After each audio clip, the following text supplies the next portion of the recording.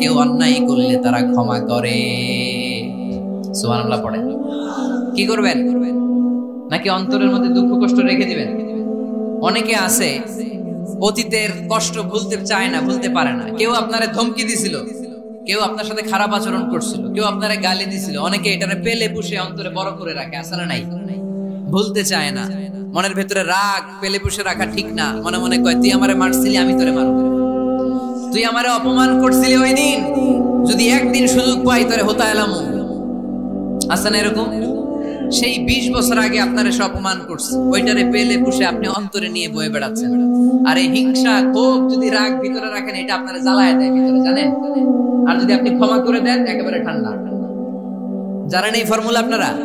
এজন্য রাগ, ক্ষোভ, হিংসা কখনো অন্তরে পুষে রাখতে নাই। মা যাদাল্লাহু আবদান বিআফওয়িন ইল্লা ইজ্জান। কোন বান্দা যদি তার অন্য কোন ভাইকে ক্ষমা করে দেয়, আল্লাহ তাআলা ওই ক্ষমাকারীর সম্মান আর মর্যাদাকে বাড়িয়ে দেয়। আল্লাহ তাআলা নিজে ক্ষমাশীল, তিনি ক্ষমা করাকে পছন্দ করেন। তাই আমাদের বেশি বেশি ক্ষমা করা দরকার। এজন্য এখন কেউ যদি আপনার সাথে খারাপ আচরণ করে, আপনার উপর জুলুম করে, অন্যায় করে, কি করবেন? মাফ করে দিবেন। মাফ করতে রাজি আছেন তো? আচ্ছা, সবাই বুঝে শুনে উত্তর দেন।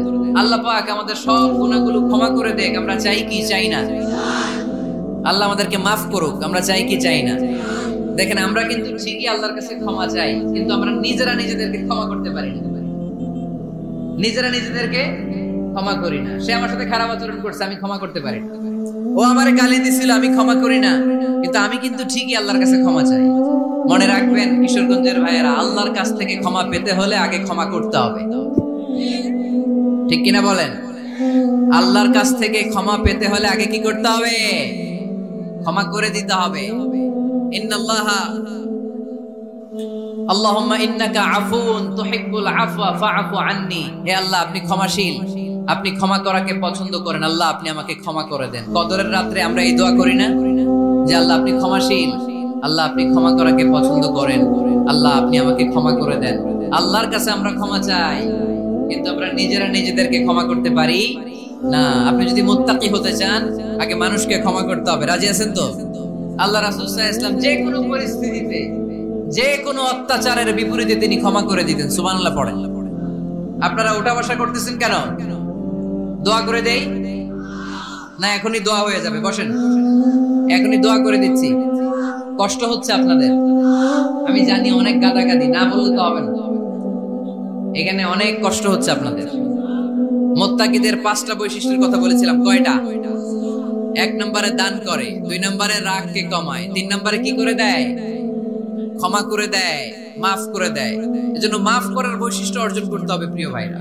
আমরা অনেকেই অন্যের ব্যাপারে অনেক তিক্ত অভিজ্ঞতা, আমারে গালি দিছিল, আমারে ঠকাইছিল, এগুলো ভুলতে পারি না। আছে না নাই? এগুলো ভুলে যান। ভুললে দেখবেন সব ঠান্ডা, হৃদয়টা ঠান্ডা। এবং এটা গবেষণায় প্রমাণিত হয়েছে, যারা অন্যকে ক্ষমা করে দেয় এদের রাতের ঘুম ভালো হয়। যারা অন্যকে ক্ষমা করে দেয় এরা স্বস্তিতে থাকে, এদের কোনো মেন্টাল স্ট্রেস থাকে না, এদের হার্ট অ্যাটাক হয় না, এরা স্ট্রোক করে না। আলহামদুলিল্লাহ পড়ে।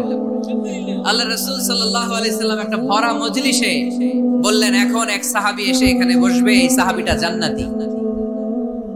সব সাহাবারা অবাক, না জানি তিনি কার কথা বললেন।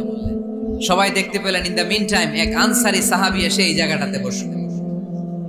তার কয়েকদিন পরে আরেকটা ভরা মজলিসে আল্লাহ রাসূল বললেন, এখন এই মাত্র এক সাহাবী এসে এখানে বসবে, এই সাহাবীটা জান্নাতি। ঠিক ওই দিনও ওই আনসারী সাহাবীটা এসে ওইখানে বসেছে। আবার কয়েকদিন পরে আল্লাহ রাসূল সাল্লাল্লাহু আলাইহি ওয়াসাল্লাম বললেন, এই মুহূর্তে এই মজলিসে এমন এক সাহাবী ঢুকবে, এই সাহাবীটা জান্নাতি। সবাই খেয়াল করে দেখলো, ওই যে আনসারী সাহাবীর কথা রাসূল সাল্লাল্লাহু আলাইহি ওয়াসাল্লাম আগে বলেছিলেন, ওই সাহাবী এসে ইন দ্য মিন টাইম ওই জায়গায় বসেছে। চিল্লায় পড়েন সুবহানাল্লাহ। সব সাহাবীরা অবাক হয়ে গেলেন। ঘটনা কি? কি এমন গোপন আমল করে এই সাহাবী, যে গোপন আমলের কারণে 3টা ভরা মজলিসে বিশ্বনবী এই সাহাবীকে বললেন জান্নাতি। সাইয়েদনা আব্দুল্লাহ ইবনে আমর ইবনুল আস গোপন তথ্য বের করার জন্য এই সাহাবীর বাড়িতে চলে যে সাহাবীকে সালাম দিয়ে বললেন, ও আনসারী সাহাবী, আমার বাবার সাথে আমার ঝগড়া হয়েছে, আমি 3 দিনের জন্য তোমার বাড়িতে মেহমান হতে চাই। কয়দিনের জন্য?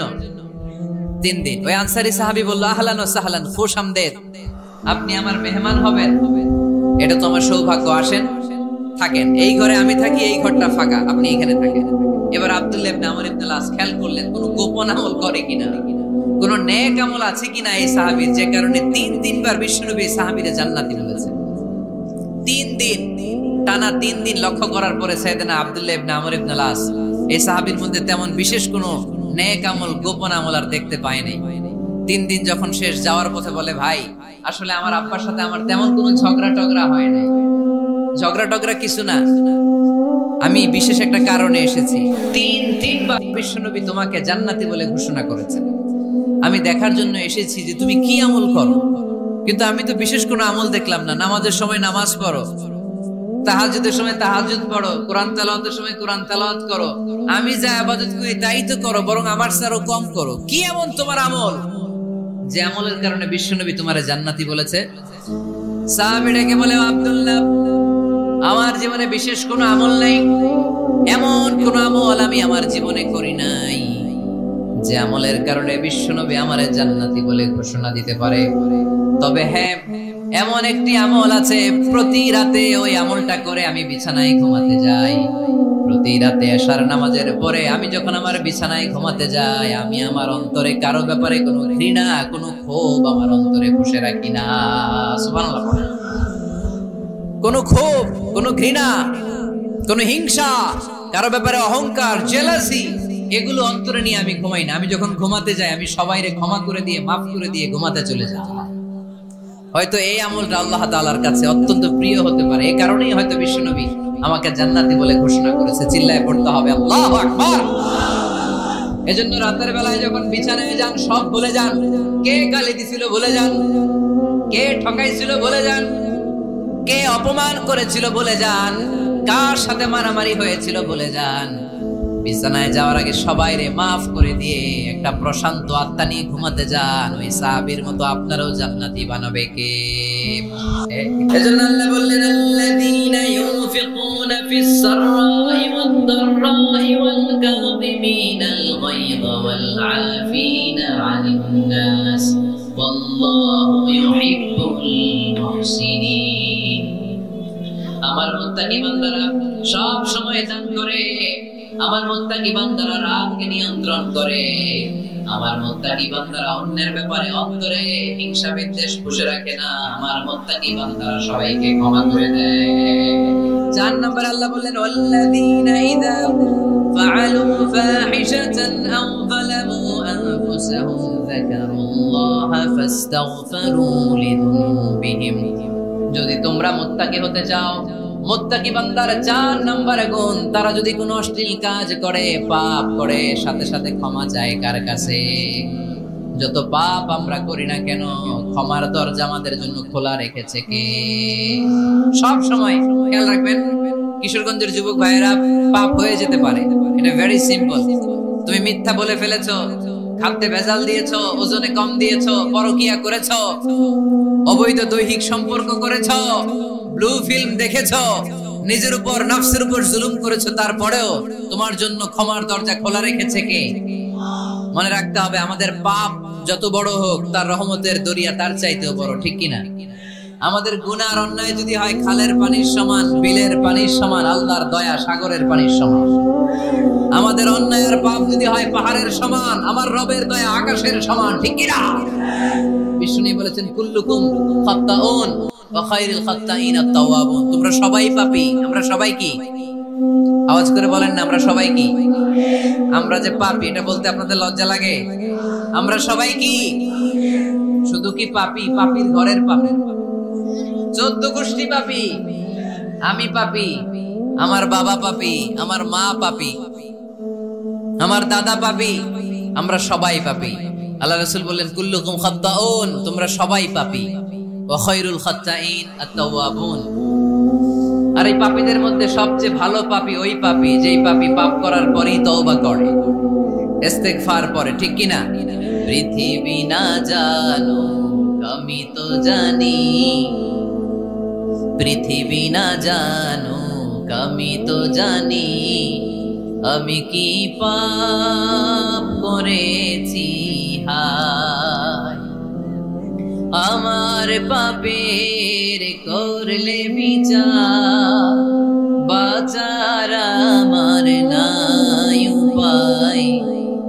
দয়াময় প্রভু মাফ করো আমায়, মাফ করো আমায়। পড়েন, পৃথিবী না জানুক আমি তো জানি, আমি কি পাপ করেছি হায়। আমার পাপের করলে বিচার, বাঁচার আমার নাই উপায়। দয়াময় প্রভু মাফ করো আমায়, মাফ করো আমায়। চিল্লায় পড়তে হবে সবাই, আমিন। এজন্য আল্লাহ বললেন, আমার মুত্তাকি বান্দারা যদি ভুল করে, আমার মুত্তাকি বান্দারা যদি অন্যায় করে, সাথে সাথে ক্ষমা চায় কার কাছে? ক্ষমার দরজা আমাদের জন্য খোলা আছে না নাই? আমরা যদি ভুল করি, অন্যায় করি, আমরা পড়ি রব্বানা যালামনা আনফুসানা ওয়া ইন লাম তাগফির লানা ওয়া তারহামনা লানাকুনান্না মিনাল খাসিরিন। ও আল্লাহ, ভুল করেছি, অন্যায় করেছি, পাপ করেছি, গুনাহ করেছি, নফসের উপর জুলুম করেছি। তুমি যদি মাফ না করে দাও, আমাদেরকে মাফ করার দুনিয়াতে কেউ নাই, ঠিক কি না? এজন্য আল্লাহ বলেন, মুত্তাকিদের 4 নাম্বার গুণ ভুল হতেই পারে, কিন্তু নিরাশ হয়ো না, হাল ছেড়ে দিও না। তোমাদের জন্য আমি আল্লাহর ক্ষমার দরজা খোলা আছে না নাই? 24 ঘন্টা খোলা। সকালে ভুল করছেন, মাফ চাইবেন কার কাছে? দুপুরে ভুল হয়েছে, মাফ চাইবেন কার কাছে? রাতে ভুল হয়েছে, মাফ চাইবেন কার কাছে? কারণ মুমিন বান্দারা জানে, ওয়ামাইয়াগফিরুয যুনুবা ইল্লাল্লাহ। মুত্তাকিনরা জানে আল্লাহ ছাড়া গুনাহ ক্ষমা করার কেউ নাই। তাই গুনাহ হলে, পাপ হলে আমরা ক্ষমা চাই কার কাছে? যদি পাপ হয়ে যায়, অন্যায় হয়ে যায়, ওযু করে জায়নামাজটা বিছিয়ে চোখের পানি ছেড়ে দেন। চোখের পানি চোখ বেয়ে নাকের ডগাবে জমিনে পড়ার আগে ওই অনুতপ্ত বান্দার জীবনের সব গুনাহ মাফ করে দেয় কে? চোখের পানি ছেড়ে আল্লাহরে বলেন, আল্লাহ ওয়ামাইয়াগফিরুয যুনুবা ইল্লাল্লাহ,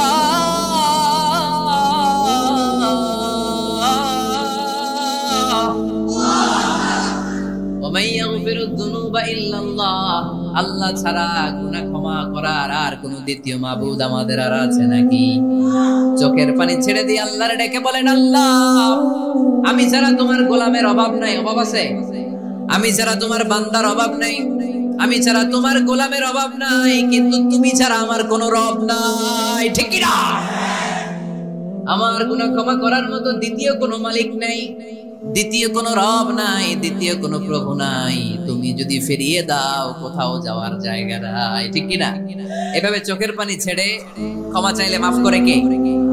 আল্লাহ বলে, মুত্তাকিদের ভুল হতেই পারে, মানুষ মাত্রই ভুল হয়, কিন্তু ভুল হওয়া মাত্রই তারা আমার কাছে ফিরে আসে, তারা আমার কাছে ক্ষমা চায়।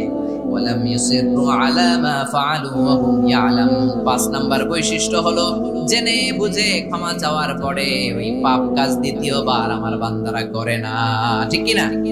ওয়ালাম ইউসিররু আলা মা ফাআলু ওয়া হুম ইয়ালামুন। 5 নাম্বার বৈশিষ্ট্য, মুত্তাকিদের সর্বশেষ বৈশিষ্ট্য হচ্ছে জেনে বুঝে তারা পাপ কাজ রিপিট করে না। কারণ আপনি যখন তওবা করবেন, আপনি যখন ক্ষমা চাইবেন, আপনি আল্লাহর কাছে ওয়াদা করবেন, আল্লাহ ভুল হয়েছে, অন্যায় হয়েছে, চোখের পানি ছেড়ে আল্লাহ তোমার কাছে ক্ষমা চাই, তুমি ছাড়া ক্ষমা করার কেউ না। আল্লাহ তুমি আমারে মাফ করে দাও, পারো তো পক্ষে এই পাপ কাজ, এই ভুল কাজ আমি আর করব না। ওয়ালাম ইউসিররু আলা মা ফাআলু ওয়া হুম ইয়ালামুন। তাফসীর ইবনে কাসীর এসেছে, ওয়ালাম ইউসিররু মানে ওয়ালাম ইস্তামিররু আলা মা ফাআলু ওয়া হুম ইয়ালামুন। জেনে বুঝে ওই পাপ কাজ কন্টিনিউ করেন। আপনি সকালে ভুল করছেন, আল্লাহর কাছে মাফ চাইলেন, বিকেলে ওইটা আবার করা যাবে? সকালে খাদ্যে ভেজাল দিবেন, বিকেলে মাফ চান, এরপরের দিন আবার ভেজাল দেন, আবার মাফ চান, তারপরের দিন বাজারে আবার ভেজাল দেন, তারপরে মাফ চান। এরকম করলে মুত্তাকি হওয়া যাবে নাকি? না। একবার যখন আমি আমার ভুল বুঝতে পেরেছি, আমি চোখের পানি ছেড়ে আল্লাহর কাছে ক্ষমা চাবো, আর জীবনে ওই পাপ কাজ আমার দ্বারা হবে না। চিল্লায় বলেন ঠিক কিনা? এই 5টা গুণ যার মধ্যে থাকবে তাদেরকে বলে মুত্তাকি। তাদেরকে কি বলে? তাদের জন্য ক্ষমা আর জান্নাত প্রস্তুত করে রেখেছে কে? এই ক্ষমা আর জান্নাত হচ্ছে ডান দিক, আর বাম দিকে আছে জাহান্নাম। এখন আমাদের সিদ্ধান্ত নিতে হবে, আমরা ডানে যাব না বায়ে যাব। কিশোরগঞ্জের ভাইয়েরা আওয়াজ করে বলেন, আমরা কি ডানে যাব না বায়ে? আমরা আমরা সবাই মুত্তাকি হতে চাই কি চাই না? মুত্তাকিদের কয় গুণ? আরো জোরে বলেন। 1 নাম্বার, আওয়াজ করে বলেন মাশাআল্লাহ, সচ্ছল অসচ্ছল অবস্থায় দান করে। 2 নাম্বার, রাগকে নিয়ন্ত্রণ করে। 3 নাম্বার, মানুষকে ক্ষমা করে। 4 নাম্বার, ভুল হলে তওবা করে কার কাছে? 5 নাম্বার, পারতপক্ষে ওই ভুল সে আর রিপিট করে। আমাদের এই শপথ নেওয়া দরকার যে আমরা জাতি হিসেবে আরো সভ্য হব, আরো সিভিলাইজড হব, আরো ভদ্র হব, আরো নম্র হব, ঠিক কিনা? সব দোষ গভর্নমেন্টের গাহারে দিয়া লাভ নাই। গভর্নমেন্ট একা কি করবে? আপনি ঝালমুড়ি খায়া ঝালমুড়ির প্যাকেট যদি রাস্তায় ফেলে দেন, এটা কি গভর্নমেন্ট ঠিক করবে? এই দোষটা কার? যেই জাতি এক জায়গায় প্রোগ্রাম করে ওখানে টিস্যু পেপার ফেলে যায়, পানি খেয়ে বোতলটা নিয়ে যায় না, ঝালমুড়ি খেয়ে প্যাকেটটা রেখে যায়, ওই দেশের গভর্নমেন্ট ওই জাতি ঠিক করতে পারবে না। নিজেদেরকে ঠিক হতে হবে, নিজেরা পরিচ্ছন্ন হতে হবে, সিভিলাইজড হতে হবে, সভ্য হতে হবে, ভব্য হতে হবে। আল্লাহর মেহেরবানি যে আমাদের বিশাল সংখ্যক একটা লোক, একটা বড় জনসংখ্যা দেশের বাইরে কাজ করে, তাই না? আমরা কাজ করে খাই, এতে লজ্জা আছে? কথা কয় না, লজ্জা আছে? আমি তো প্রায় বলি লজ্জা হচ্ছে অলসতায়, কাজে কোনো লজ্জা নাই। আল্লাহ রাসূল সাল্লাল্লাহু আলাইহি ওয়াসাল্লাম যখন মক্কা থেকে মদিনায় গেলেন, আল্লাহ রাসূল সাল্লাল্লাহু আলাইহি ওয়াসাল্লাম বললেন, আত'ইমুত তাআম, মানুষকে খাবার খাওয়াও, খাদ্যের সংকট দূর করে দাও। মদিনায় যে সর্বপ্রথম আল্লাহ রাসূল সাল্লাল্লাহু আলাইহি ওয়াসাল্লাম কি সংকট দূর করেছেন? খাদ্য সংকট। আওয়াজ করে বলতে হবে, কি সংকট? এই পৃথিবীতে যদি খাদ্যের সংকট লেগে যায়, কেউ এই সংকট দূর করতে পারবে? এই খাদ্যের ব্যবস্থাপনা কার হাতে? আমাদেরকে রিজিক দেয় কে? জিন জাতিকে রিজিক দেয় কে? প্রাণীকুলকে রিজিক দেয় কে? মৎস্যকুলকে রিজিক দেয় কে? পবিত্র কালামুল্লাহ মাজিদে সব মিলে সূরা কয়টা বলেন তো? কয়টা? এর মধ্যে সবচেয়ে বড় সূরার নাম কি? কি নাম? বাকারা। এই সূরা বাকারার মধ্যে সবচেয়ে শ্রেষ্ঠ একটা আয়াত আছে, ওই আয়াতের নাম কি? আয়াতুল কুরসি। প্রত্যেক ফরজ সালাতের পরে আল্লাহ রাসূল সাল্লাল্লাহু আলাইহি ওয়াসাল্লাম আয়াতুল কুরসি পড়তেন। মান ক্বারাআ আয়াতাল কুরসি দুবুরা কুল্লি সালাতিন মাকতুবাতিন লাম ইয়ামনাহু মিন দুখুলিল জান্নাতি ইল্লাল মাউত।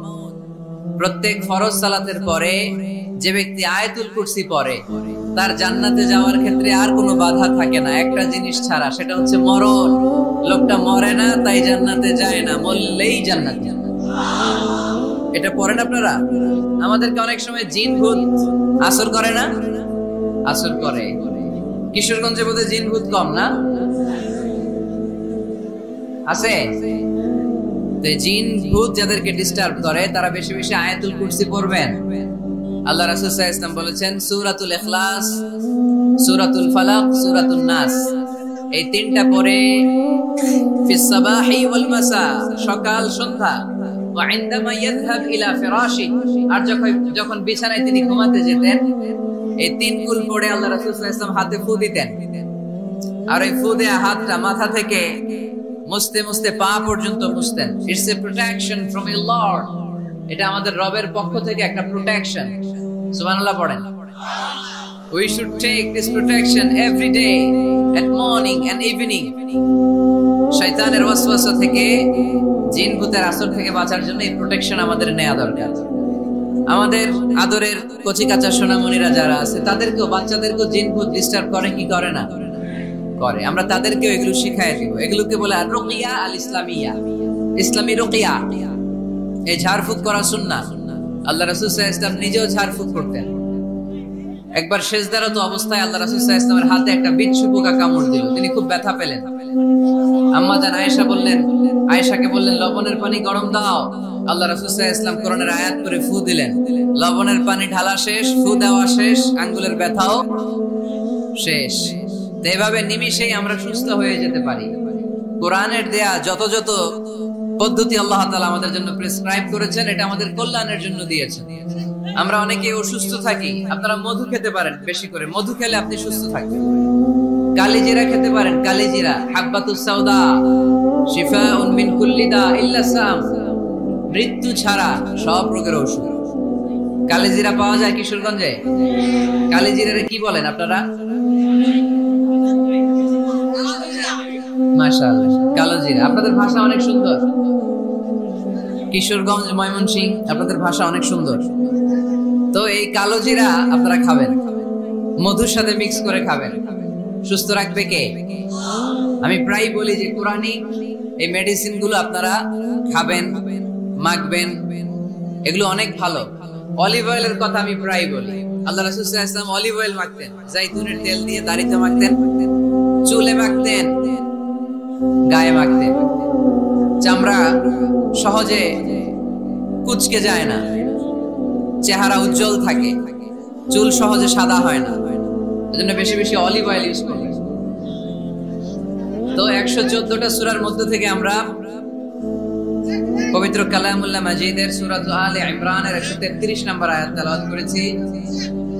এই সূরাটাকে আল্লাহ তাআলা একটা পরিবারের নামে ডেডিকেট করেছেন। পরিবারটা হচ্ছে ইমরান এর পরিবার।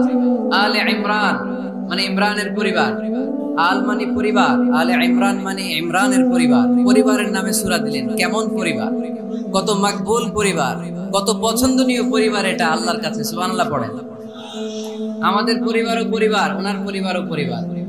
ওনার স্ত্রীর নাম হান্না বিনতে ফাখুজ। এই ইমরান, ওনার স্ত্রীর নাম হচ্ছে হান্না বিনতে ফাখুজ। উনি হচ্ছেন মারিয়াম আলাইহিস সালামের বাবা, ঈসা আলাইহিস সালামের নানা। আল্লাহর কাছে কতটা প্রিয় ব্যক্তিত্ব, পার্সোনালিটি হলে তার নামে আল্লাহ কোরআনে একটা সূরাই দিয়ে দিয়েছেন, সূরা আলে ইমরান। এভাবে আল্লাহ তাআলা নবীদের নামে সূরা দিয়েছেন, ওলিদের নামে দিয়েছেন। একজন নারীর নামে কোরআনে সূরা আছে। নারীটার নাম কি? জোরে বলেন, কি নাম? কিশোরগঞ্জে মারিয়াম নামের মেয়ে আছে। নামটা কেমন লাগে? মারিয়াম নামটা রাখবেন। কোরআনে একটা নারীর নামে আল্লাহ সূরা ডেডিকেট করেছেন, কিন্তু অনেকগুলো পুরুষের নামে আল্লাহ কোরআনে সূরা ডেডিকেট করেছেন, কিন্তু একজন নারী। ব্যালেন্স হয় নাই। এজন্য ব্যালেন্স করার জন্য আল্লাহ তাআলা সব নারীদেরকে একসাথে করে সূরাতুন নিসা নাযিল করেছেন, যাতে সব নারীরা খুশি হয়। নারীদেরকে কিন্তু খুশি রাখতে হয়, ঠিক কিনা? ঘরে যে আমাদের স্ত্রীরা থাকে, এদেরকে যদি খুশি রাখতে না পারেন, ভেজাল আছে না নাই? রোজা রাখা লাগবে, ঘরের চুলায় আগুন জ্বলবে না, রান্না বান্না হবে না, ঠিক কিনা? এজন্য বিশ্বনবী সব সময় বলতেন ফাস্তাউসু বিন-নিসাই খায়রা, নারীদের সাথে ভালো আচরণ করো, কোমল আচরণ করো। নারীরা হচ্ছে কাচের গ্লাসের মতো। কাচের গ্লাস আস্তে করে ধরতে হয়, আস্তে করে রাখতে হয়, আস্তে করে মুছতে হয়। এটা নিয়ে জোর জবরদস্তি করলে এটা ভেঙে যায়, ঠিক কিনা? এজন্য নারীদের সাথে কোমল আচরণ করবেন, ভালোবাসার কথা বলবেন, আপনার স্ত্রীর কাছে আপনার ভালোবাসা প্রকাশ করবেন প্রাণ উজাড় করে। পারবেন? সবাই পারবেন তো? ওই যে ইয়াং ছেলেপেলেরা বিয়েই করে নাই, কই জি পারবো, মানে আগে থেকেই রেডি। মাশাআল্লাহ, আল্লাহ তুমি কবুল করো। এই গার্লফ্রেন্ড, বয়ফ্রেন্ড, এই পরকিয়া, এই বিবাহ বহির্ভূত কোনো সম্পর্কের সাথে আমরা নাই, ঠিক কিনা? আমরা বিয়ের মাধ্যমে পবিত্র বন্ধন নিয়ে জান্নাতে যেতে চাই, কারণ বিয়ের বন্ধনটা এটা জান্নাতি বন্ধন। আল্লাহ তাআলা সাইয়েদনা আদম আলাইহিস সালামকে বললেন, তুমি ইয়া আদম উসকুন আনতা ওয়া যাওজুকাল জান্নাত, তুমি আর তোমার বউ মিলে জান্নাতে থাকো। তার মানে তাদের বিয়ে হয়েছিল জান্নাতে, আর বিয়ের সম্পর্কটা জান্নাতি সম্পর্ক। আলহামদুলিল্লাহ পড়েন। বিয়ের পরিস্থিতি, প্রিপারেশন এগুলোরে সহজ করে দিবেন, বিয়েকে কঠিন করবেন না। আল্লাহর দোহাই লাগে, যে সমাজে বিয়ে করা কঠিন ওই সমাজে জিনা করা সহজ, আর যেই সমাজে বিয়ে করা সহজ ওই সমাজে জিনা করা কঠিন, ঠিক কিনা? আপনি বাংলাদেশের উদাহরণে আসেন। বাংলাদেশে বিয়ে করা সহজ না কঠিন? কঠিন। 8 লক্ষ টাকা মহারণা দেয়া লাগবে। এত টাকা পাবো কই? কথা বলেন। কিন্তু পরকিয়া করা সহজ।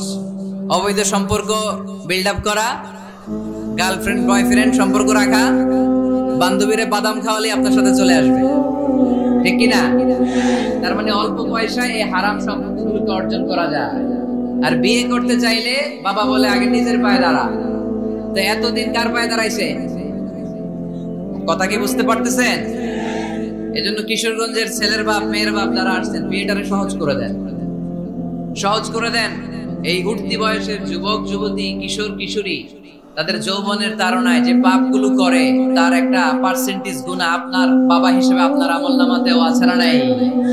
এজন্য খবরদার বিয়েটারে সহজ করে দিবেন, পরিবার গঠন করবেন। বিয়ের চাইতে ভালো কাজ পৃথিবীতে হতে পারে না। বিয়ে করলে রিজিক খুলে যায়, কপাল খুলে যায়। ওয়াদাটা কার?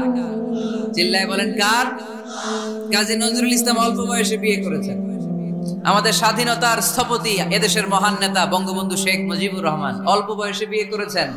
মহাত্মা গান্ধী অল্প বয়সে, সব বড় বড় নেতারা অল্প বয়সে বিয়ে করেছেন।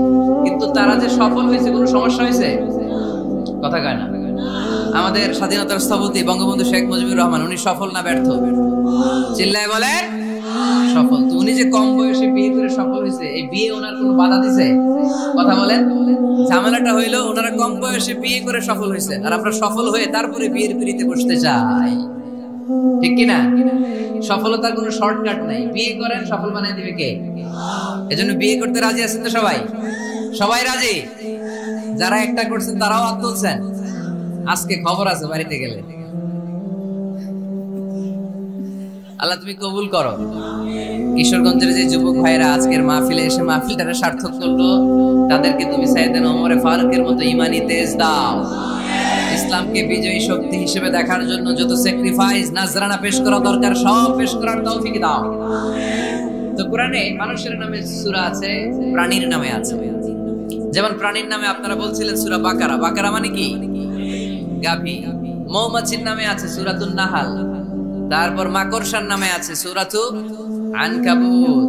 পিঁপড়ার নামে আছে সূরাতু আন-নামল। জিন জাতির নামে আছে সূরাতু, মুনাফিকদের নামে আছে সূরাতুল, মুমিনদের নামে আছে সূরাতুল। সুবহানাল্লাহ পড়বেন না? তার এই ধারাবাহিকতায় এই সূরাটির নাম সূরাতু আলে ইমরান। ইমরানের পরিবারের নামে সূরা। আলহামদুলিল্লাহ পড়বেন। তো আমি যে আয়াত তেলাওয়াত করেছি, এই আয়াতে আল্লাহ তাআলা আমাদেরকে পথ দেখিয়েছেন। আমাদেরকে পথ দেখায় কে? আমি যদি কোনদিন পথ ভুলে যাই, হাত ছানি দিয়ে কাছে নিও, মমতার বন্ধনে আমায় বেঁধে সব ভুল ক্ষমা করে দিও। আমি যদি কোনদিন পথ ভুলে যাই, হাত ছানি দিয়ে কাছে নিও, মমতার বন্ধনে আমায় বেঁধে সব ভুল ক্ষমা করে দিও। পড়েন আমিন। আমরা সিরাতুল মুস্তাকিমের পথে চলতে চাই কি চাই না? এজন্য আমরা প্রতিদিন বলি ইহদিনাস সিরাতাল মুস্তাকিম। সবাই পড়েন ইহদিনাস সিরাতাল মুস্তাকিম। ও আল্লাহ, show us the right path, show us the correct path। তো আল্লাহ তাআলা এই সূরার 133 নম্বর আয়াতে আমাদেরকে পথ দেখিয়েছেন। পথ দুইটা, জোরে বলতে হবে কয়টা? একটা গিয়েছে ডান দিকে, আর একটা গিয়েছে, আওয়াজ করে বলেন, একটা গিয়েছে আর একটা। নাও the decision is yours। সিদ্ধান্ত আপনার। আপনি কোন পথের পথিক? আপনি কি ডানে যাবেন না বাঁয়ে যাবেন? বুঝে শুনে সিদ্ধান্ত নিতে হবে কোন দিকে যাব। ডানে আছে ক্ষমা আর জান্নাত। ডানে কি আছে? আর বাঁয়ে আছে আল্লাহর রাগ, ক্রোধ আর জাহান্নাম। সো সিদ্ধান্ত আপনাকে নিতে হবে, আপনি কোন দিকে যাবেন। মনে থাকবে কোন দিকে। এজন্য রাব্বুল আলামিন বলেন ওয়াসারিউ ইলা মাগফিরাতিন মির রাব্বিকুম ওয়া জান্নাতিন আরদুহাস সামাওয়াতু ওয়াল আরদু উইদ্দাত লিল মুত্তাকিন। সুবহানাল্লাহ পড়েন। ওয়াসারিউ ইলা মাগফিরাতিন মির রাব্বিকুম। ছোট ধাবিত হও, প্রতিযোগিতা করো রব্বে কারীমের দরবারে। ক্ষমা প্রাপ্তদের খাতায় নাম তুলো, ক্ষমার জন্য প্রতিযোগিতা করো, আর জান্নাত লাভের প্রতিযোগিতা করো। আদেশটা কার? আমরাও ছুটি, আমরাও প্রতিযোগিতা করি, দুনিয়া কামনার প্রতিযোগিতা, ঠিক কিনা? কেমন করে এই পৃথিবীতে ভালো থাকা যায়, কেমন করে অন্যের মেরে নিজের জায়গা জমি বাড়ানো যায়, কেমন করে দুর্বলের উপর অত্যাচার করে সমাজে সবল হওয়া যায়, কেমন করে প্রতিযোগিতার লড়াইয়ে ক্ষমতার দাপট দেখানো যায়, এগুলোর প্রতিযোগিতা। কেমন করে পেঁয়াজের দাম বাড়িয়ে দিয়ে খেটে খাওয়া মেহনতি মানুষের কষ্ট বাড়ানো যায়, কেমন করে দেশের সাধারণ জনগণের মধ্যে গুজব ছড়িয়ে দেয়া যায়, এগুলোর প্রতিযোগিতা, যাতে মানুষের কষ্ট হয়, যাতে আল্লাহ লানত তার উপর আসে। কিন্তু মুমিনরা কখনো এ ধরনের প্রতিযোগিতায় নামতে পারে? মুমিনরা যাবে ডানে না বাঁয়ে? সবাই বলেন, ডানে আছে ক্ষমা আর জান্নাত। ডানে আছে কি? আর উত্তর দিতে হবে আমার প্রশ্নের। ডানে আছে কি? আর দুইটা জিনিস আছে। এক নম্বরে ক্ষমা, দুই নম্বরে আওয়াজ করে বলেন, এক নম্বরে, দুই নম্বরে। এই দুইটা আমরা চাই কি চাই না? আল্লাহ বললেন সারিউ ইলা মাগফিরাতিন মির রাব্বিকুম, রবের পক্ষ থেকে ক্ষমার দিকে ছোট, ওয়া জান্নাতিন, আর এমন জান্নাতের দিকে ছোট, আরদুহাস সামাওয়াতু ওয়াল আরদ, যে জান্নাত আকাশ জমিন বিস্তৃত। জান্নাতের মধ্যে তো খুব ধাক্কাধাক্কি হবে আজকের মাহফিলের মতো না? এত জান্নাতীরা, এত মানুষ যে জান্নাতে যাবে, তারা কি আরামসে বসতে পারবে? কি বলেন? বুঝে শুনে বলেন। এরকম ধাক্কাধাক্কি হবে না আজকের মতো? ফেরেশতারা লাঠি নিয়ে নামবে, বাঁশি নিয়ে, কিশোরগঞ্জের মতো ধাক্কাধাক্কি হবে? আলহামদুলিল্লাহ পড়েন। কোনো ধাক্কাধাক্কি নাই, কোনো ঠেলাঠেলি নাই, কোনো কিলাকিলি নাই, আছে খালি আরাম, আছে খালি। আর জাহান্নামে আছে বেরাম। জাহান্নামে কি? বেরাম। আরদুহাস সামাওয়াতু ওয়াল আরদ, আল্লাহর প্রকাশ ভঙ্গিটা দেখেন, এক্সপ্লেনেশন সিস্টেম। আল্লাহ বললেন আকাশ জমিন বিস্তৃত জান্নাতের জন্য তোমরা প্রতিযোগিতা করো। বিশাল জান্নাত, ঠেলাঠেলি নাই। আল্লাহ রাসূল সাল্লাল্লাহু আলাইহি ওয়াসাল্লাম বললেন ইন্না মিসরাঈন মিন মাসারি'আল জান্নাহ মা বাইনা মাক্কাহ ওয়া হাজার। সৌদি আরবের মক্কা শহর থেকে বাহরাইন দেশের হাজার শহর যত দূর, জান্নাতের এক একটা দরজার অর্ধেক তত দূর। তার মানে এক দরজা দিয়ে কয়েক হাজার কোটি জান্নাতি এক ধাক্কায় ঢুকবে। সুবহানাল্লাহর আস্তে বলে দেবে। দরজা দিয়ে যদি কয়েক হাজার লোক এক ধাক্কায় ঢুকতে পারে, দরজার সাইজ যদি এত বড় হয়, তাহলে জান্নাতের সাইজ কত? ওই জান্নাতের কোনো ধাক্কা ধাক্কি আছে? এজন্য আল্লাহ বললেন ওয়াসারিউ ইলা মাগফিরাতিন মির রাব্বিকুম ওয়া জান্নাতিন আরদুহাস সামাওয়াতু ওয়াল আরদু উইদ্দাত লিল মুত্তাকিন। আল্লাহর ক্ষমার দিকে ছোট, আল্লাহর জান্নাতের দিকে ছোট। যেই জান্নাত ছোট নয়, যেই জান্নাতটা সংকীর্ণ নয়, যেই জান্নাত হলো আকাশ জমিন বিস্তৃত। সুবহানাল্লাহ। উইদ্দাত লিল মুত্তাকিন, এই জান্নাতকে আল্লাহ তাআলা মুত্তাকিদের জন্য তৈরি করেছে। কাদের জন্য? আপনাদের জন্য তৈরি করেছে। আলহামদুলিল্লাহ পড়েন। মুত্তাকি কারা? যারা আল্লাহরে ভয় পায়। মুত্তাকি কারা? যারা আল্লাহকে না দেখে ভয় পায়। তাদেরকে কি বলে? মুত্তাকি। আল্লাহরে দেখছেন কখনো? লা তুদরিকুহুল আবসার, পৃথিবীর চামড়ার চক্ষু দিয়ে আমার রব আল্লাহ তাআলাকে দেখা যায় না, কিন্তু ওহুয়া ইউদরিকুল আবসার, তিনি সবাইরে দেখতে পায়। সুবহানাল্লাহ পড়েন।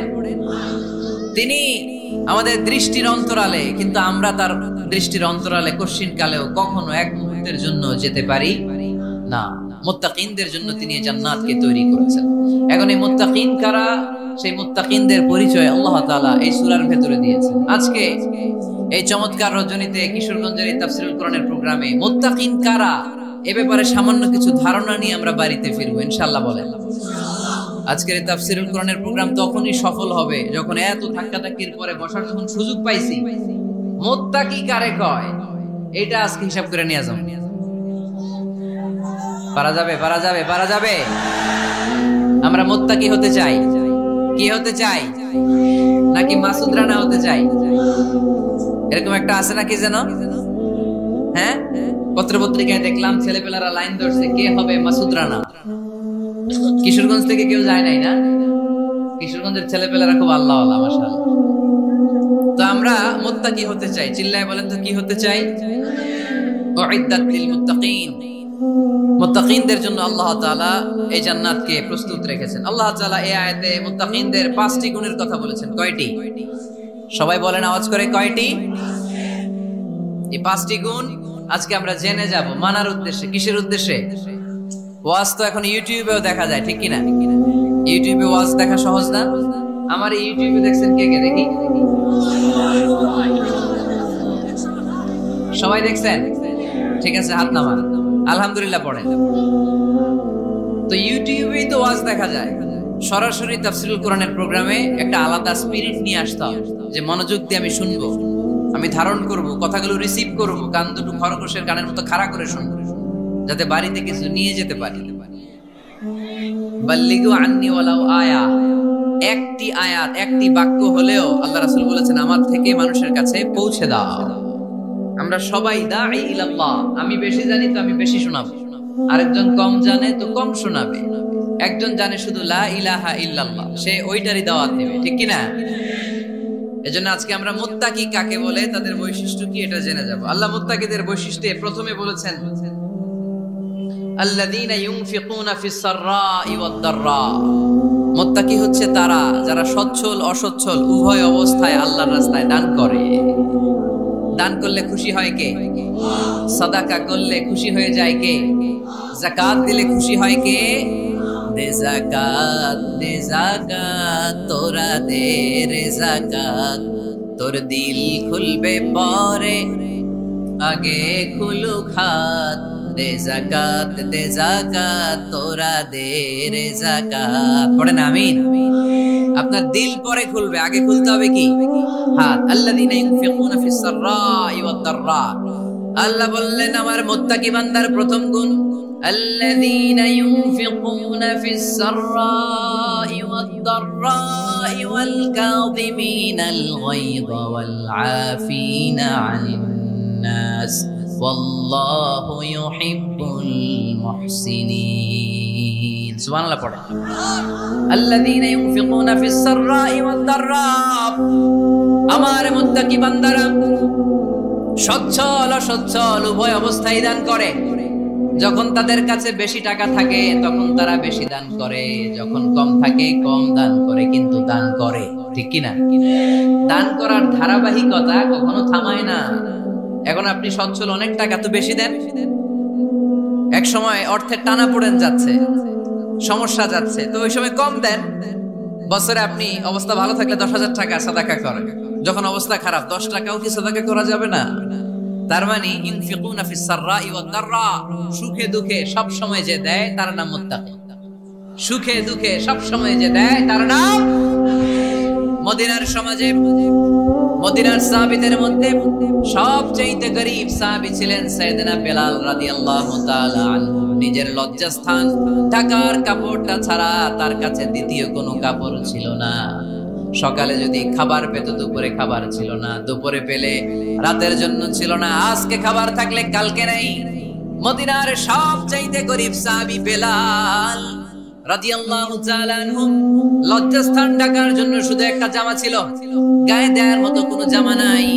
এই সাহাবীর মতো গরীব কোন সাহাবী মদিনার জমিনে নাই। এই বেলাল রাদিয়াল্লাহু তাআলা আনহুকে বিশ্বনবী ডেকে বললেন, ইয়া বেলাল আনফিক ইয়া বেলাল লা তাখশা মিন যিল আরশি ইকলালা।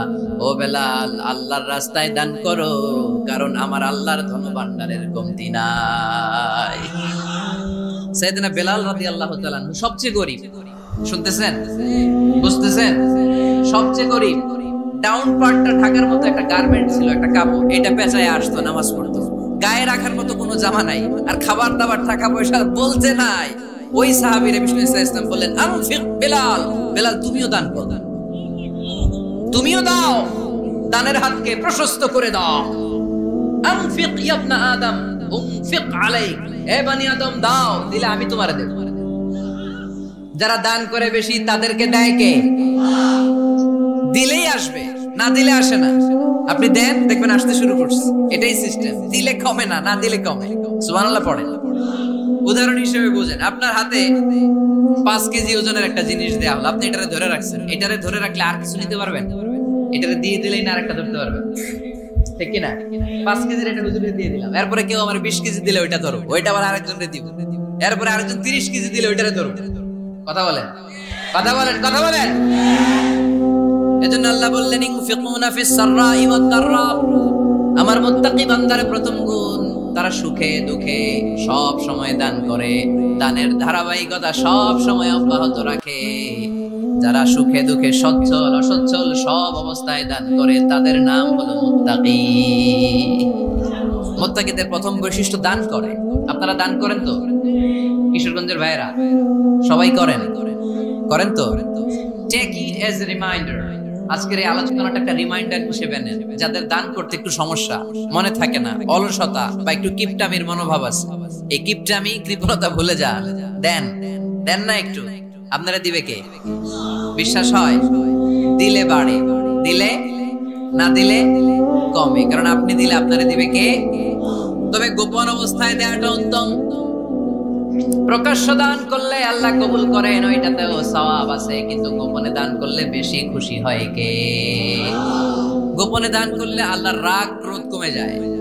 আপনার কোনো পাপের কারণে আল্লাহ যদি আপনার উপর রেগে থাকে, আপনি গোপনে কিছু দান করে দেন, ওই রাগটা মুহূর্তেই ঠান্ডা হয়ে যাবে। 7 শ্রেণীর ব্যক্তিকে আল্লাহ তাআলা আরশের নিচে ছায়া দেবে কিয়ামতের দিন, যেদিন আকাশের সূর্যটা মাথার কাছে চলে আসবে, জমিনটা তামার জমিন হয়ে যাবে, তৃষ্ণায় মানুষের জিহ্বা বের হয়ে কুকুরের মতো নাভির সামনে ঝুলতে থাকবে, সূর্যের প্রচন্ড কিরণ আর তাপে মাথার মগজগুলো গলে গলে নাকের ছিদ্র আর কানের ছিদ্র দিয়ে ভাতের মাড়ের মতো টপ টপ করে বেয়ে বেয়ে পড়বে। আল্লাহর আরশের ছায়া ছাড়া সেদিন আর কোনো ছায়া থাকবে না। বিষ্ণু বললেন 7 শ্রেণীর ব্যক্তিকে আল্লাহ তাআলা সেদিন আরশের নিচে ছায়া দিবে। তার মধ্যে থেকে 1 শ্রেণীর ব্যক্তি, কিশোরগঞ্জের ভাইরা খেয়াল করে শুনেন, তার মধ্যে 1 শ্রেণীর ব্যক্তি হচ্ছে রাজুলুন তাসাদ্দাকা বিসাদাকা ফাআখফাহা।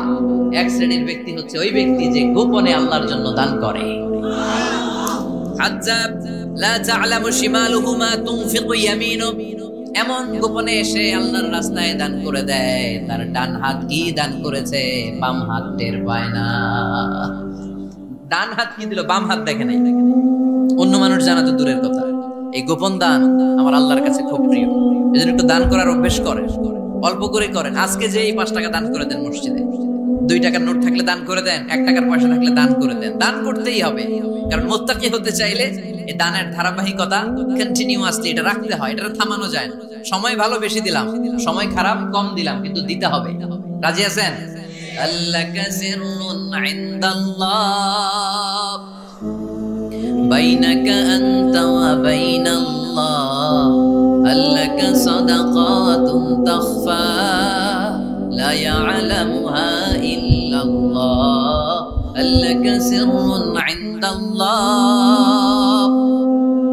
বাইনাকা আনতা ওয়া বাইনাল্লাহ, আল্লাকা সাদাকাতুন তাখফা লা ইয়ালামুহা ইল্লাল্লাহ। সুবহানাল্লাহ পড়ুন। আল্লাকা সিররুন ইনদাল্লাহ, তোমার আর তোমার আল্লাহর মাঝে কোনো গোপন আমল আছে নাকি যেটা আল্লাহ ছাড়া কেউ জানে না? জীবনে আমাদের প্রত্যেকের এমন কিছু গোপন আমল, ইবাদত আর দান সদকা করা দরকার যেটা দুনিয়ার কেউ জানে না, জানে আমার রব আর জানি আমি। তোমার জীবনে এমন কোন গোপন সাদাকা আছে নাকি যেটা আল্লাহ ছাড়া কেউ দেখেনি? এই গোপন সাদাকাটা আল্লাহ খুব পছন্দ করে। এখানে মাদ্রাসা, আজকে আমার ভাই অমুক ভাই দিবেন 2 লক্ষ টাকা, বলেন মারহাবা। এটা উনি আল্লাহর জন্য দিতে পারে, মারহাবার জন্য দিতে পারে, ঠিক কিনা? কিন্তু রাতের আধারে রাস্তার পাশ দিয়ে হেঁটে যাচ্ছেন, মসজিদের দান বাক্সটা লেখা, উপরে সাইনবোর্ডে লেখা মুক্ত হস্তে আল্লাহর ঘরের জন্য দান করুন। কেউ নাই, কাক পক্ষী নাই, রাত বাজে 2টা, হঠাৎ করে পকেট থেকে 1000 টাকার বা 100 টাকার কচকচে নোটটা আপনি দান করে দিলেন। ওই দানটা 1 কোটি টাকার দানের চেয়েও বড় দান। কারণ দুনিয়ার কেউ তখন দেখে নাই, দেখেছে কে? কেউ যেটা দেখে না সেটা দেখে কে? কেউ যেটা জানে না সেটা জানে কে? সবার চোখ ফাঁকি দেয়া গেলেও আমার আল্লাহর চোখ ফাঁকি দেয়া যায়? এজন্য দান করতে হবে একজনের খুশির জন্য। তিনি কে? এজন্য রাব্বুল আলামিন বলেন, মাসালুল্লাযীনা ইউনফিকুনা আমওয়ালাহুম ফি সাবিলিল্লাহি কামাসালি হাব্বা আমবাতাত সাবআ সানাবিলা ফি কুল্লি সুনবুলাতিন মিআতু হাব্বা ওয়াল্লাহু ইউদাঈফু লিমান ইয়াশা ওয়াল্লাহু ওয়াসিউন আলীম। সুবহানাল্লাহ পড়েন। আল্লাহ বলেন, এই যে তোমরা আমার রাস্তায় দান করো, এটার উপমা একটা চারা বীজের মতো। এই চারা বীজ জমিনে গেড়ে দিলে সেখান থেকে 60টা শীষ গজায়, প্রতিটা শীষ থেকে 100টা করে দানা হয়, প্রতিটা শীষে জন্ম নেয় শত শস্য দানা। সুবহানাল্লাহ। চারা বীজ ছিলেন না, মাটিতে ঢুকাই দিলেন, 60টা শীষ গজালো, প্রতিটা শীষে আবার 100টা করে দানা, মোট কটা হইলো?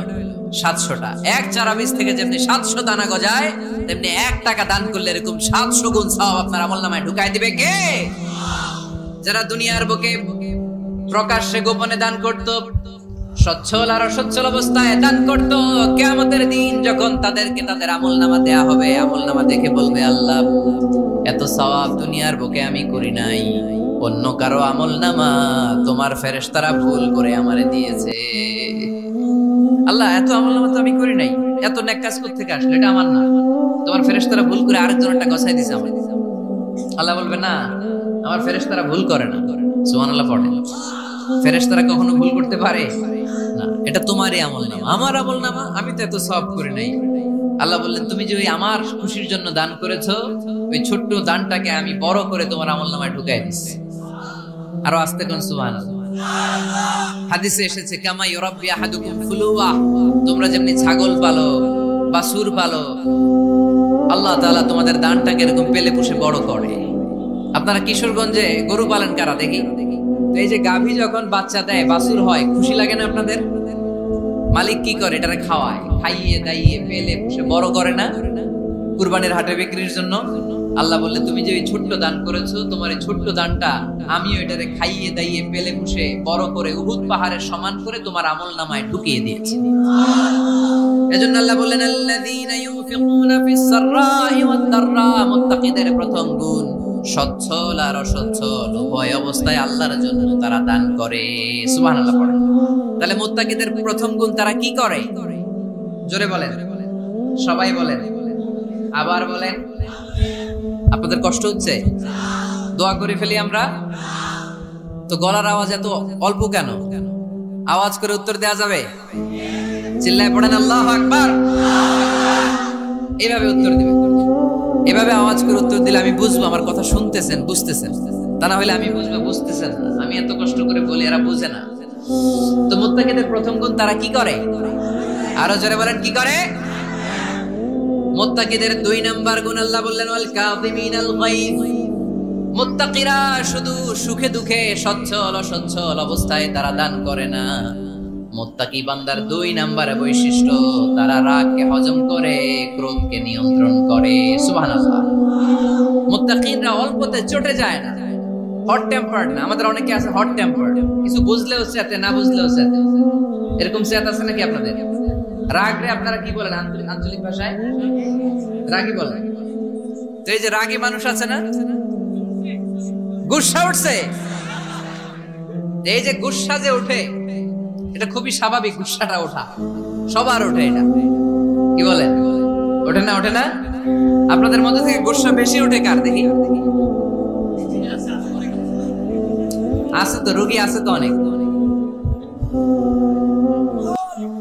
আল্লাহ আপনাদের গুসাগুলোরে ঠান্ডা করে দেয়, আর ভালো গুসাগুলো যেন আপনারা ইসলামের পক্ষে করতে পারেন। আল্লাহ তৌফিক দান করো। রাগ হবে ইসলামের জন্য। আল্লাহর জমিনে আল্লাহর বিধান লঙ্ঘন হলে আমরা রেগে যাবো, চিল্লায় বলেন ঠিক কিনা? এছাড়া কেউ আমাদেরকে রাগাতে পারবে না।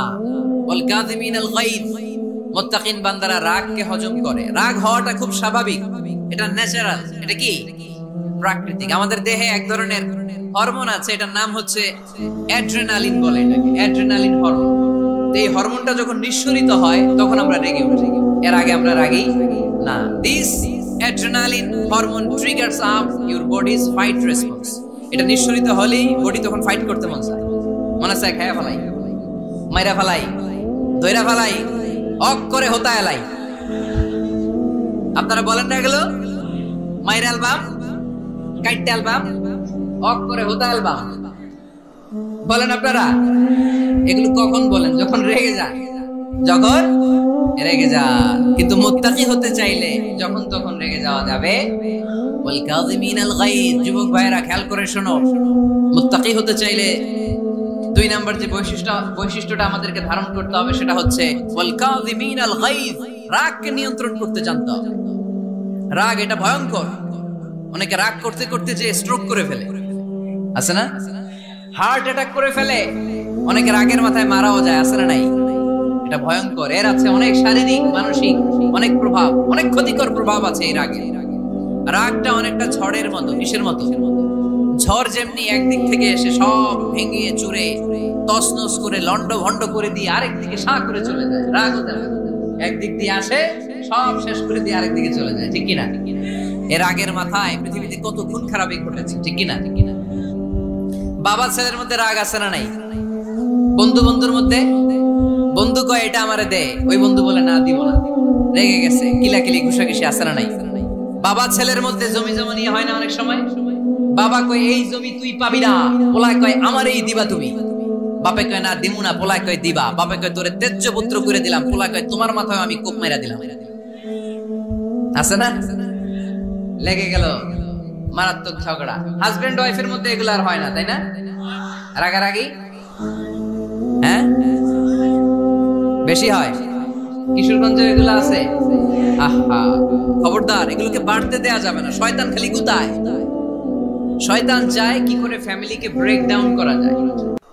শয়তান একটা আরশের উপর বসে, অন্য শয়তানরা এসে বলে আমি ওজনে কম দেওয়াইছি, কারে কিছুই করছ নাই। আরেকজন এসে বলে আমি সুদ খাওয়ানোর ব্যবস্থা করে দিয়ে আসছি, কারে এটা কিছুই না। আরেকজন এসে বলে মাদ্রাসায় যাচ্ছিল আমি সরাই দিছি, কারে এটা কিছুই না। আরেক শয়তান এসে বলে আমি স্বামী স্ত্রীর মধ্যে বিচ্ছেদ ঘটাই দিছি। ইবলিশ শয়তান তখন এটারে নিয়ে নাচতে শুরু করে দেয়। এজন্য স্বামী স্ত্রীর মধ্যে ঝগড়া আছে না নাই? হাজবেন্ড বলে একটা, ওয়াইফ বলে আরেকটা, আছে না নাই? হাজবেন্ড বলে তুমি যাইবা না, এই বিয়ার দাওয়াতে যাইবা না, ও আমারে অপমান করছিল। বউ কয় আমি যামু, আমার বান্ধবীর বিয়া, তোমার কি? আছে না নাই? হাজবেন্ড কয় না যাবি না, বউ কয় যামু, গেলে তোর খবর আছে। বউ কয় কি করবা? কয় তালাক দিয়ে দিলাম। আছে না নাই? ছোট্ট ঝগড়া থেকে মাথা গরম করে রাগের মাথায় তালাক দিয়ে ফেলে। এজন্য রাগ ভয়ঙ্কর। এর রাগের কারণে বন্ধু বন্ধুর সম্পর্ক নষ্ট হয়, হাজবেন্ড ওয়াইফের মধ্যে ডিভোর্স হয়ে যায়, বাবা ছেলের মধ্যে সম্পর্ক ছিন্ন হয়ে যায়। এটা ঝড়ের মতো। এজন্য মুমিনরা চাইলেই চট করে রেগে যেতে পারে। এজন্য রাগ নিয়ন্ত্রণের দরকার আছে না নাই? এজন্য আল্লাহ বললেন والذين ينفقون أموالهم في سبيل الذين ينفقون في السراء والضراء والكاظمين الغيظ والعافين عن الناس। মুমিন বান্দার মুত্তাকিদের প্রথম গুণ দান করে, মুত্তাকিদের দ্বিতীয় গুণ তারা রাগকে হজম করে। সুবহানাল্লাহ পড়ে। রাগকে কি করতে হবে? জোরে বলেন কি করতে হবে? আল্লাহ রাসূল বললেন লাইসা শাদীদু বিসসুরআ, কুস্তি খেলে যে অন্যকে মাটিতে শুইয়ে দিতে পারে সে আসল শক্তিশালী না। ইন্নামাশ শাদীদুল্লাযী ইয়ামলিকু নাফসাহু ইনদাল গাদাব, রাগের মাথায় যখন নিজেকে যে নিয়ন্ত্রণ করতে পারে আল্লাহর কাছে ওই ব্যক্তিটাই শক্তিশালী। কুস্তি খেলে আরেকজনকে শোয়ায় দিলেন, এ শক্তিশালী না, বরং শক্তিশালী তো সে যে রাগের সময় নিজের উপর নিয়ন্ত্রণ রাখে। He can control himself in the time of anger. যখন সে রেগে যায় তখন সে নিজেকে নিয়ন্ত্রণ করতে পারে, সেই শক্তিশালী। কুস্তি খেলে আপনি হোতায় দিলেন আরেকজন, আপনি শক্তিশালী না। এজন্য রাগকে নিয়ন্ত্রণ করতে রাজি আছেন তো? এক সাহাবী এসে বললেন ইয়া রাসূলুল্লাহ আউসিনি ইয়া রাসূলুল্লাহ, ও নবী আমারে নসিহত করেন, আমারে কিছু উপদেশ দেন। বিশ্বনবী বললেন লা তাগদাব, তুমি রেগে যেও না। সাহাবী বললেন আরেকটা উপদেশ দেন। বিশ্বনবী বললেন লা তাগদাব, রেগে যেও না। সাহাবী বললেন ও নবী আরেকটা উপদেশ দেন। বিশ্বনবী তৃতীয়বারের জন্য বললেন ও সাহাবী তুমি রেগে যেও না, লা তাগদাব, রেগে যেও না। কারণ রেগে গেলেন তো হেরে গেলেন, রেগে গেলেন হেরে গেলেন। অনেকে আপনারা রাগাতে চাইবে নানা ভাবে, কিন্তু আপনি রাখবেন না। আপনার সাথে ঝগড়া করতে চাইবে, পায়ে পাড়া দিয়ে ঝগড়া করতে চায়, এরকম আছে না নাই? আপনারা রাগাতে চায়, ফুসলাতে চায়, কিন্তু মুমিনরা মুত্তাকিনরা তারা যেন তেন কোনো কারণে রেগে যায় না, তারা তাদের রাগকে হজম করে। আলহামদুলিল্লাহ পড়ে। আল্লাহ রাসূল সাল্লাল্লাহু আলাইহি ওয়াসাল্লাম কখনো রাখতেন না, কখনো না। ওনার উপর অনেক অত্যাচার হয়েছে, উনি রাগেন নাই, উনি ক্ষমা করে দিয়েছেন। কি করেছেন? আল্লাহ রাসূল সাল্লাল্লাহু আলাইহি ওয়াসাল্লাম যখন মক্কায় নামাজ পড়তেন, আল্লাহ রাসূল সাল্লাল্লাহু আলাইহি ওয়াসাল্লাম যখন রুকুতে যেতেন, সিজদায় যেতেন, পিঠের উপরে পচা উটের নাড়ি ভুঁড়ি চাপিয়ে দেয়া হতো। আল্লাহ রাসূল কখনো রেগেছেন? কথা বলেন। তায়েফের ময়দানে দাওয়াত দিতে গেলেন, পাথর মারা হলো, তিনি রেগেছেন? বাড়ি থেকে বের করে দেয়া হলো, বাধ্য হয়ে মক্কা থেকে মদিনায় হিজরতে গেলেন। মক্কার দিকে তাকিয়ে তাকিয়ে চোখের পানি ছাড়লেন আর বললেন মক্কা তু আহাব্বুল বিলাদ ইলাইয়া, আমার কাছে সবচেয়ে প্রিয় শহর মক্কা শহর। লাউলা উখরিজতু আমা খারাজতু, আমার যদি বের করে দেয়া না হতো মক্কা থেকে জীবনে কোনোদিন আমি বের হতাম না। তারপরেও বিশ্বনবী রাগেন নাই। ব্ল্যাক ম্যাজিক করে 6 মাস বিশ্বনবীকে অসুস্থ করে রাখা হয়েছে, তিনি রাগেন নাই। আল্লাহ রাসূল সাল্লাল্লাহু আলাইহি ওয়াসাল্লাম একবার উটের উপর চড়ছিলেন। ইন দ্য মিন টাইম এক বেদুইন এসে বিশ্বনবীর গায়ের চাদর ধরে টান দিলেন। হাদিসের বর্ণনাকারী সাইয়েদনা আনাস রাদিয়াল্লাহু তাআলা উনি বলেন, কুনতু আমশি মা রাসূলিল্লাহ, আমি একবার রাসূল সাল্লাল্লাহু আলাইহি ওয়াসাল্লামের সাথে হাঁটছিলাম, ওয়া আলাইহি বুরদুন নাজরানি গলিদুল হাশিয়া, আর রাসূল সাল্লাল্লাহু আলাইহি ওয়াসাল্লামের গায়ে ছিল চাদর। কি ছিল? আপনারা আজকে চাদর গায়ে দিয়ে আসছেন? কেউ আসছেন? অনেকে। এই যে আমরা চাদর গায়ে দেই, আমাদের চাদরের এই পাশে মাঝে মাঝে কিছু ডিজাইন করা থাকে না? নাজরান দেশ থেকে নিয়ে আসা বিশ্বনবীর এই চাদরের এইখানে খসখসে ডিজাইন ছিল। তো আল্লাহ রাসূল যখন চাদর গায়ে দেয়া, ওই বেদুইন যখন চাদর টান দিয়েছে, ওই খসখসে ডিজাইন আল্লাহ রাসূল সাল্লাল্লাহু আলাইহি ওয়াসাল্লামের ঘাড়ের চামড়া ছিঁড়ে ফেলেছে। আসছিল ভিক্ষা করতে। বেদুইন আসছে কি করতে? ভিক্ষা চাওয়ার স্টাইল দেখেন, ভিক্ষা চাওয়ার স্টাইল দেখছেন? আল্লাহ রাসূল সাল্লাল্লাহু আলাইহি ওয়াসাল্লামের চাদর ধরে এমন টান মেরেছে, ওই খসখসে চাদরের দাগ বিষ্ণু সাল্লাল্লাহু আলাইহি ওয়াসাল্লাম ঘাড়ের মধ্যে বসে ঘাড়ের চামড়া ছিঁড়ে গিয়েছে। বিষ্ণু প্রচন্ড ব্যথা পেয়েছে, কিন্তু কিছুই বলেন নাই। ফালতাফাতা ইলাইহি রাসূলুল্লাহ, আল্লাহ রাসূল তার দিকে তাকালেন, তাকিয়ে সুম্মা দাহিক, ছোট্ট একটা মুচকি হাসি দিলেন। মুচকি হাসি দিলেন। ভিক্ষা করতে আসছে, চাদর ধরে টান মেরে ঘাড়ের চামড়া ছিঁড়ে ফেলছে, আর বলতে শুরু করছে, ইয়া মুহাম্মদ মুরলি মিন মালিল্লাহ, আল্লাহর যে সম্পদ আছে বাইতুল মালের সম্পদ থেকে আমার কিছু দাও, আমার কিছু নাই। আল্লাহ রাসূল সাল্লাল্লাহু আলাইহি ওয়াসাল্লাম ফাদাহিক, একটা মুচকি হাসি দিলেন, দিয়ে সে যা চেয়েছে তার হাতে সেটা উঠিয়ে দিলেন। চিল্লায় পড়েন সুবহান। তার মানে আমার নবী সহজে রাখতেন না। ওনার গায়ের উপর, দেহের উপর অত্যাচার করা হলে বিষ্ণু সাল্লাল্লাহু আলাইহি ওয়াসাল্লাম কখনো রাগেন নাই। মারা হয়েছে, পাথর মেরে রক্তাক্ত করা হয়েছে, পিটানো হয়েছে, আল্লাহ রাসূল সাল্লাল্লাহু আলাইহি ওয়াসাল্লাম কখনো রাগেন নাই। তবে আল্লাহর জমিনে আল্লাহর বিধান লঙ্ঘিত হওয়া মাত্রই বিষ্ণু সাল্লাল্লাহু আলাইহি ওয়াসাল্লাম রেগে যেতেন। পড়েন আল্লাহু আকবার। আল্লাহর বিধান লঙ্ঘিত হতে দিতেন না।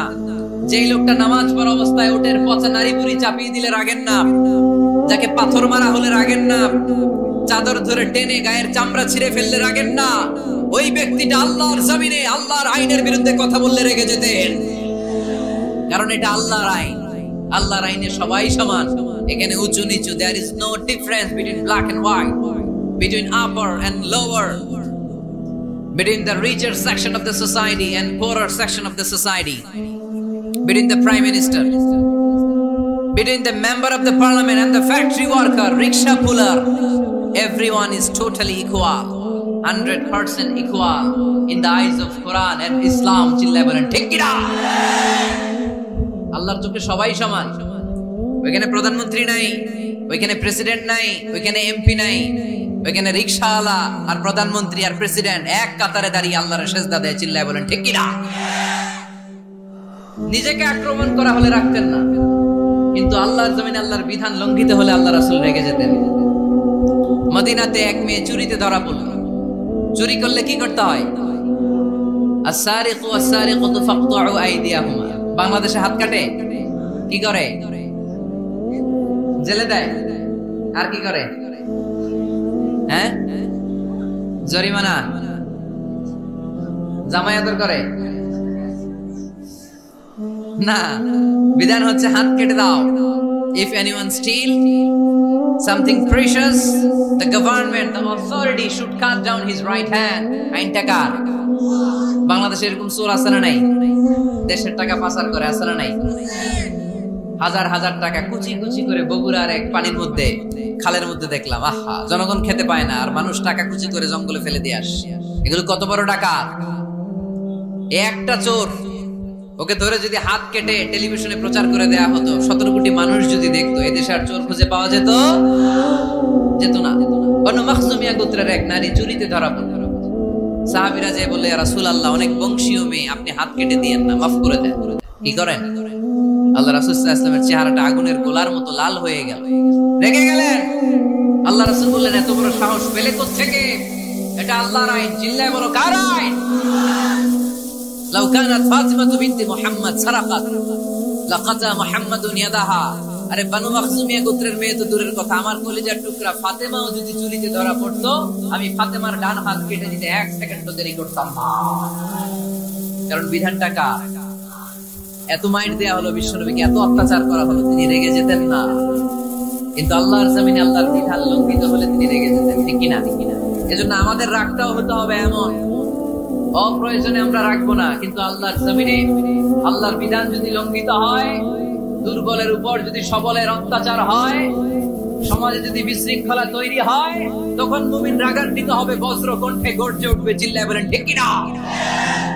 এছাড়া মুমিন রাগকে নিয়ন্ত্রণ করে। এটা মুত্তাকিদের বৈশিষ্ট্য। আল্লাযীনা ইউনফিকুনা ফিস সাররাই ওয়াদ দাররা। মুত্তাকিনদের প্রথম গুণ, তারা দান করে। 2 নাম্বার গুণ, রাগকে হজম করে। রাগকে হজম করতে রাজি আছেন সবাই? আজকে থেকে রাগটার একটু কমানো যাবে, থামানো যাবে তো? আল্লাহ তুমি কবুল করো, পড়ি আমিন। আল্লাহ রাসূল সাল্লাল্লাহু আলাইহি ওয়াসাল্লাম রাগ কমানোর কিছু পদ্ধতি আমাদেরকে শিখিয়েছেন। 2 সাহাবী ঝগড়া লাগলো, কথার পিঠে কথা, কথার নাম লতা। ঝগড়া করতে করতে এক সাহাবী রেগে মেগে আগুন। আল্লাহ রাসূল দেখতে লাগলেন আর বললেন, ইন্নী লা আ'লামু কালিমা লাউ ক্বালাহা লা যাহাবা দা আনহু। নিশ্চয়ই আমি এমন এক বাক্য জানি, এই বাক্যটা যদি এই সাহাবী পড়ে তাহলে তার রাগ মুহূর্তের মধ্যে ঠান্ডা হয়ে যাবে।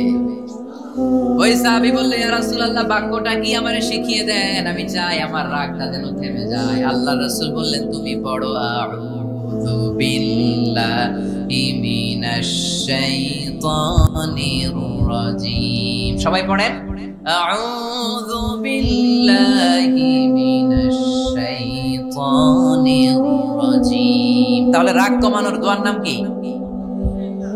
সবাই বলেন, আউযু বিল্লাহি মিনাশ শাইতানির রাজীম। এটা হচ্ছে 1 নাম্বার ফর্মুলা। এটা কয় নাম্বার মনে থাকবে? রাগ আসলে এই দোয়াটা পড়বেন, মুহূর্তে রাগকে ঠান্ডা করে দিবে কে? 2 নাম্বার ফর্মুলা হচ্ছে, বেশি রাগ চলে আসলে আপনি চুপ থাকবেন। Keep quiet, keep silent, cool down, relax করেন, থামেন। অশ্রাব্য ভাষায় গালিগালাজ করবেন না। অনেকে রেগে গেলে গড়গড় করে কি যেন বলে, গালিগালাজ করে, 14 গোষ্ঠী উদ্ধার করে স্যার। আছে না নাই? না, এই গালিগালাজ যখন কন্টিনিউ করবেন আর বাড়তে থাকবে আপনার রাগ। আপনি একটু থামেন, stop, relax and keep quiet. ইদা গাদিবা আহাদুকুম ফালিয়াসকুত, বলেছেন মুহাম্মদ সাল্লাল্লাহু আলাইহি ওয়াসাল্লাম। তোমাদের কেউ যখন রেগে যায়, সে যদি রাগ থামাতে চায়, সেজন্য চুপ থাকে। সেজন্য কি থাকে? তাহলে বেশি রাগ আসলে কি গালিগালাজ করবেন, চিল্লাফাল্লা করবেন, 14 গোষ্ঠী নিয়ে গালি দিবেন? কি করবেন? চুপ থাকবো। কি থাকবেন? মনে থাকবে নাকি ওয়াজের ময়দানেই শেষ, বাড়িতে যাইয়া হতায় লেবেন? চুপ থাকতে রাজি আছেন তো? প্রথমে রাগ আসলে আউযুবিল্লাহ পড়বেন, 2 নম্বরে চুপ থাকবো, 3 নম্বরে বিষ্ণু ঈসা ইসলাম বললেন, তোমার কার্যক্রম কমিয়ে দাও, লোয়ার ইউর অ্যাকশন। অ্যাকশন কমাও, ডাইরেক্ট অ্যাকশনে যাও না। আমরা কি করি? রাগ আসলে ডাইরেক্ট অ্যাকশন। 1 তালাক, 2 তালাক, 3 তালাক, 22 তালাক, 100 তালাক, শাশুড়ির সুদ্ধা তালাক দিয়ে ফেলা। আছে না নাই? কয় তোর মারে তালাক, তোর 14 গোষ্ঠী তালাক, বিয়ে করছে একটা, তালাক দিয়ে 14 গোষ্ঠী নেই। এরকম ডাকাইত আছে না নাই? আলহামদুলিল্লাহ কিশোরগঞ্জে এগুলা নাই। ওমরে ফারুক যখন খলিফা রাদিয়াল্লাহু তাআলা আনহু, এক লোক তার স্ত্রীকে 100 তালাক দিয়েছে। কয় তালাক? স্ত্রী এসে ওমরে ফারুককে বললেন, ইয়া আমিরাল মুমিনিন, বিচার করেন। কি বিচার? আমার স্বামী তো আমার 100 তালাক দিছে। কয় তালাক? ওমরে ফারুক বললেন, তোমার স্বামীকে ডেকে আন। ডেকে আনা হলো। বলল, ঘটনা কি? তালাক দিবা 3টা, 100টা দিলা কেন? কয় রাগ হয়েছিল অনেক, মেজাজ গরম হয়ে গেছিল। ওমরে ফারুক বললেন, চাই আর তালাক মিন শিআরিল্লাহ, তালাক হচ্ছে আল্লাহর শিয়ার, এটা কোরআনের আইন, এটা নিয়ে ফাইজলামি করলি কেন? এদিকে আয়, বিচার করি। জামাই বউরে বসায় তিনি বিচার করে দিলেন, 3 তালাকে তোর বউ তালাক, বাকি 97 তালাক তোর পিঠের উপর পড়বে। কই পড়বে? এবার জল্লাদ নিয়ে আসা হলো, চাবুক নিয়া, ওয়াহিদ, ইসনাইন, তালাতা, আরবা, খামসা, একটা চাবুক মারে আর সিল্লাত মাইরা ওঠে স্বামী। কয় সব তালাক তোর পিঠের উপরে দিলাম। এরকম বিচার যদি ওমরে ফারুকের মতো বাংলার জমিনে থাকতো, একটা বদমাইশ খুঁজে পাওয়া যেত? Lower your action. রেগে গেলে অ্যাকশন কমান, ডাইরেক্ট অ্যাকশন মেরেন না। কি করবেন? কার্যক্রম কমিয়ে দেন। আল্লাহ রাসূল সাল্লাল্লাহু আলাইহি ওয়াসাল্লাম বললেন, ইযা গাদিবা আহাদুকুম ওয়া হুয়া কায়েম, দাঁড়িয়ে থাকা অবস্থায় যদি কেউ রেগে যায়, ফালিয়াজলিস, সেজন্য বসে যায়। ফা ইন যাহাবা আনহুল গাদাবু ওয়া ইল্লা ফালিয়াত্তাজি, বসে যাওয়ার পরেও যদি তার রাগ কমে না যায়, সেজন্য শুয়ে যায়। সুবহানাল্লাহ পড়েন। দাঁড়িয়ে থাকা অবস্থায় রাগ আসলে কি করবেন? বসা অবস্থায় রাগ আসলে, শোয়া অবস্থায় রাগ আসলে ঘুমায় যাবেন। অনেক ভালো মানুষ এলাকার লোকের। সব অবস্থায় রাগ আসলে চোখ বন্ধ করে ঘুমায় যাবেন, এরপর সুন্দর সুন্দর স্বপ্ন দেখতে শুরু করবেন। রাগ আর নাই। কত সুন্দর ফিলোসোফার ছিল বিষ্ণু ইসলাম। এই কথাগুলোর দাম কত জানেন, ওজন কত জানেন? কিভাবে আমাদেরকে তিনি সভ্য বানাতে চেষ্টা করেছেন, কিভাবে আমাদেরকে সুখী সমৃদ্ধ মানুষ বানাতে চেষ্টা করেছেন। দাঁড়িয়ে থাকলে যদি রেগে যাও বসে পড়ো, বসে গেলেও যদি রেগে যাও শুয়ে পড়ো, সুবহানাল্লাহ পড়েন। তার মানে রাগ কমানোর 1 নাম্বার ফর্মুলা আউযুবিল্লাহ পড়বেন, 2 নাম্বার ফর্মুলা চুপ থাকবেন, 3 নাম্বার ফর্মুলা অ্যাকশন কমিয়ে দিবেন, দাঁড়ালে বসবেন, বসে থাকলে শুয়ে যাবেন। 4 নাম্বারে বিশ্বনবী বললেন তারপরেও যদি তোমার রাগ কমে না যায় ঠান্ডা পানি দিয়ে ওযু করো, রাগ কমায় দিবে কে? ওযু করেন ঠান্ডা পানি দিয়ে, রাগ কমায় দিবে কে? আল্লাহ রাসূল সাল্লাল্লাহু আলাইহি ওয়াসাল্লাম বললেন শয়তান, ইন্নাল গাদাবা মিনাশ শয়তান, নিশ্চয়ই রাগ আসে শয়তান থেকে। রাগ এনে দেয় কে? একটু আওয়াজ করে বলেন না, এনে দেয় কে? রাগ এনে দেয় শয়তান। ওয়া শাইতানু খুলিকা মিনান নার, শয়তান তৈরি আগুন দিয়ে। শয়তান তৈরি কি দিয়ে? ওয়ান নারু তুতফাউ বিল মা, আর আগুন নিভায় পানি দিয়ে। আগুন নিভায় কি দিয়ে? এজন্য তোমাদের কেউ যখন রেগে যায়, ইদা গাদিবা আহাদুকুম ফালিয়াতাওয়াদ্দা, সেজন্য ঠান্ডা পানি দিয়ে ওযু করে তার রাগটারে ঠান্ডা করে দিবে কে? সুবহানাল্লাহ পড়েন। মনে থাকবে সবার। 1 নাম্বার রাগ আসলে 1 নাম্বারে কি করবেন? আউযুবিল্লাহ পড়বেন। 2 নাম্বার চুপ থাকবেন। 3 নাম্বার বসে যাবেন, শুয়ে যাবেন। 4 নাম্বার ওযু করবেন। রাজি আছেন? মাথায় ঠান্ডা পানি দিবেন, চেহারায় ঠান্ডা পানির ছাপটা দিবেন, দেখবেন আপনার রাগকে ঠান্ডা করে দিছে কে? এজন্য আল্লাহ বললেন আমার মুত্তাকিদের বৈশিষ্ট্য হলো আল্লাযীনা ইউনফিকুনা ফিস সাররাই ওয়াদ দাররাই ওয়াল কাযিমিনাল গায়যা ওয়াল আফিনা আনিন নাস। মুত্তাকিন বান্দারা সুখে দুঃখে দান করে, রাগ ক্রোধ আসলে এটাকে তারা হজম করে। মুত্তাকিনদের 3 নাম্বার বৈশিষ্ট্য হলো তাদের সাথে কেউ অন্যায় করলে তারা ক্ষমা করে। সুবহানাল্লাহ পড়েন। কি করবেন? নাকি অন্তরের মধ্যে দুঃখ কষ্ট রেখে দিবেন? অনেকে আছে অতীতের কষ্ট ভুলতে চায় না, ভুলতে পারে না। কেউ আপনারে ধমকি দিছিল, কেউ আপনার সাথে খারাপ আচরণ করছিল, কেউ আপনারে গালি দিছিল, অনেকে এটারে পেলে পুষে অন্তরে বড় করে রাখে। আছে না নাই? ভুলতে চায় না। মনের ভেতরে রাগ পেলে পুষে রাখা ঠিক না। মনে মনে কয় তুই আমারে মারছিলি, আমি তোরে মারব, তুই আমারে অপমান করছিলি ওই দিন, যদি একদিন সুযোগ পাই তোরে হতা এলাম। আছে না এরকম? সেই 20 বছর আগে আপনারে সে অপমান করছে, ওইটারে পেলে পুষে আপনি অন্তরে নিয়ে বয়ে বেড়াচ্ছেন। আর এই হিংসা ক্ষোভ যদি রাগ ভিতরে রাখেন, এটা আপনারা জ্বালায় দেয় ভিতরে, জানেন?